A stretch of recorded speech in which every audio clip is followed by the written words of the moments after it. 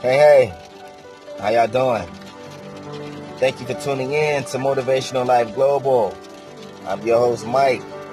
And today we'll be, I'll just really pretty much share a vision that I have of I guess just our purpose on earth. I'll start off with a quote.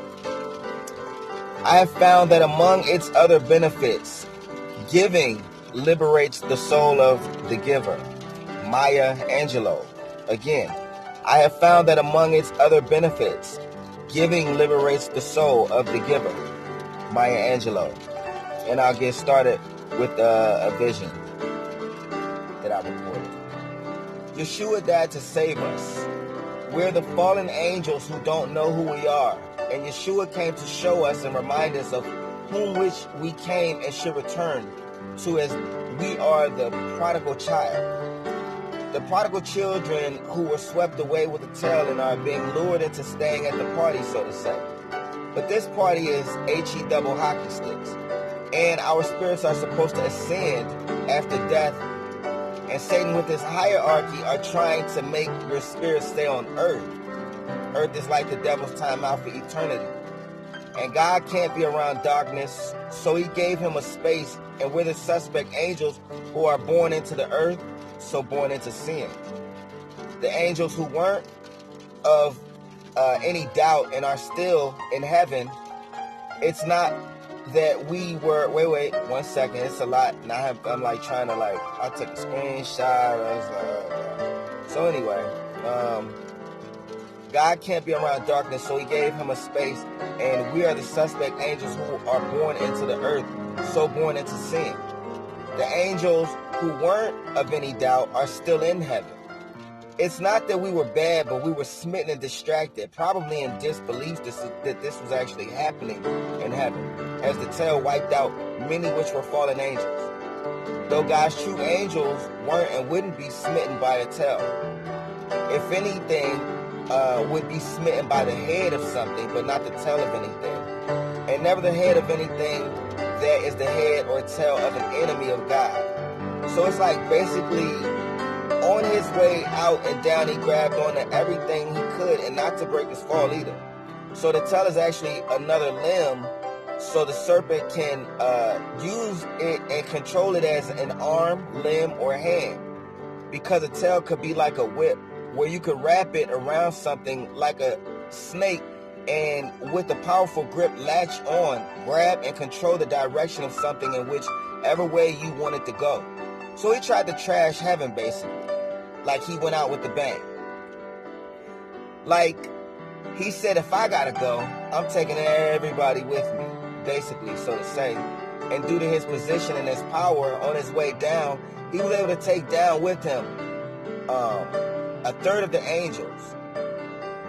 A third of the angels he had an influence over, and that's why his world is actually successful, because many who were down here were actually on his side, hating on God back in heaven, on the down low.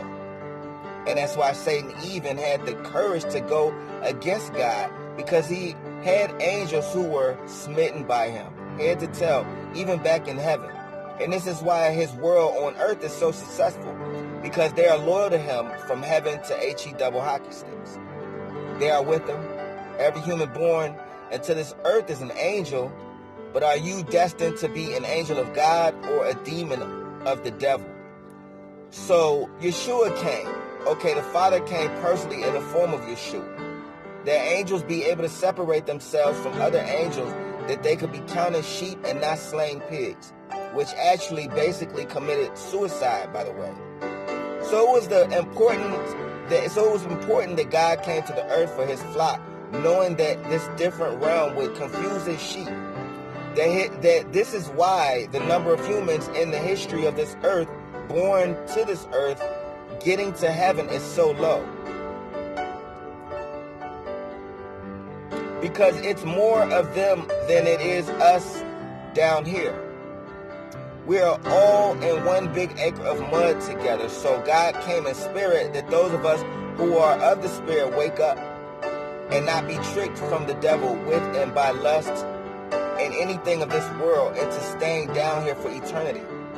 But at the same time, God is impressed because he only came for 1/10 of the third. So out of the history of mankind born, only 1/10 or 10% will ascend to their original positions, being forgiven for the allure of the earth, as it was only a sifter set up as a sift test.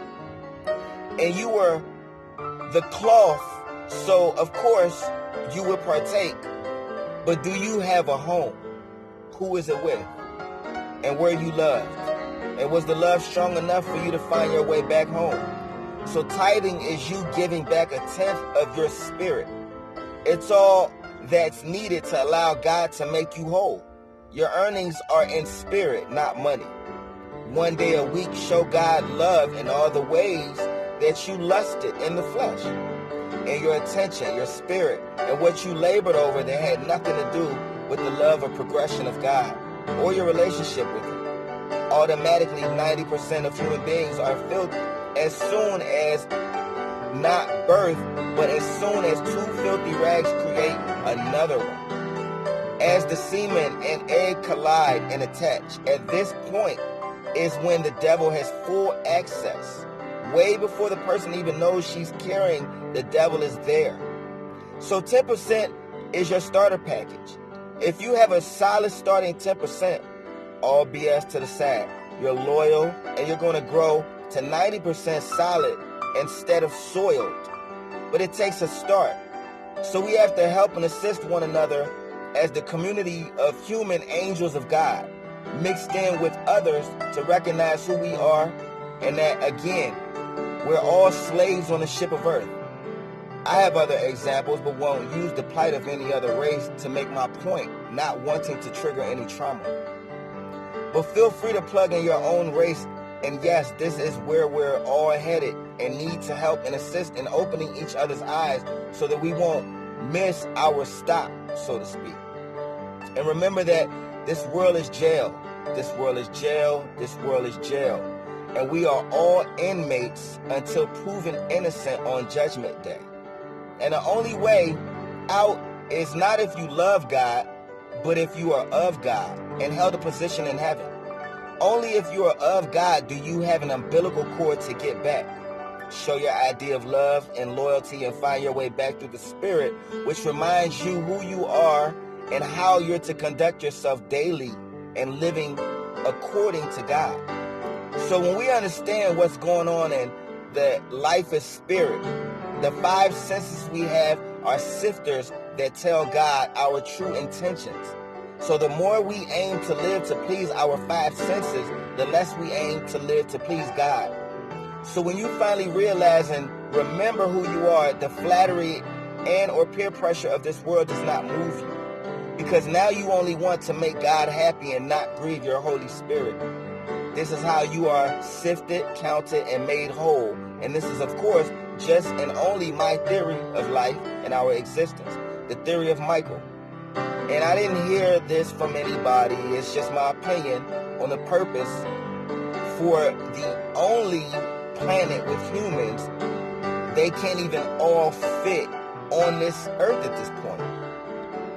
Like, the earth is literally overcrowded and evil. And I'm like, but there are over 100 billion other galaxies and universes. So why this one? And it's not us. It's a detour in plans due to a selfish, jealous, hateful enemy of God. So God was like, I have a lot of land. Where am I going to send them? And where can I separate my people from him and rescue them? So this is where he finds out who is who and separates us by putting us in the devil's skin and saying who doesn't want to operate and live in and of the flesh, and who is comfortable and wants to stay living in and of the flesh. And this is after you were aware God hates the flesh and came to get you out.